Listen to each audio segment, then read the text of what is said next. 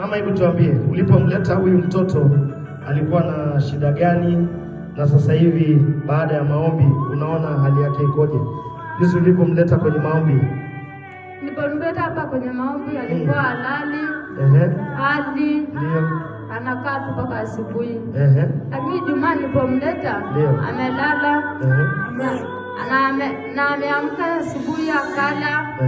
Mchana sasa akaanza kusikia hiyo macho ambao umemwombea. Akahama tena macho nyingine. Kwa hiyo alikuwa haoni upande wa kulia. Alikuwa haoni upande wa kulia. Alafu jana ikawaje? Jana alikuwa anamsumbua hiyo macho sasa ya kulia na shingo. Kwa hiyo ikahamia upande wa kushoto tena. Akahama tena upande wa kushoto. Na sasa hivi baada ya maombi umeona nini? Sasa hivi baada ya maombi nimeshamuona uponyaji wake, maana amesema nimeshapona na naona sasa.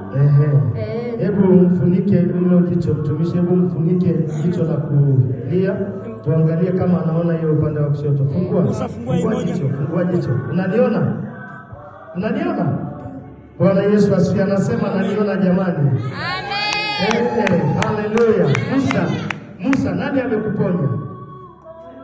Nani amekuponya? Mungu. Sasa unasikia kwenye hilo sikio lingine. Hebu utamfanyia nini Mungu? Utamfanyia nini Mungu Musa? Haleluya. Hebu tumshangilie Bwana Yesu atuombee. Haleluya. Amina. Uponyaji katika jina la Yesu Kristo.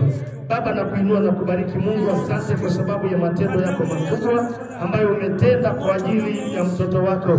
Asante Mungu wa pekee kwa ajili ya uponyaji, na kwamba adui hana nafasi tena katika maisha ya kijana Musa, katika jina la Yesu.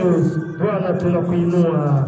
Amen. Amen. Sema amen. Amen. Gelegele na utukufu kwa Yesu.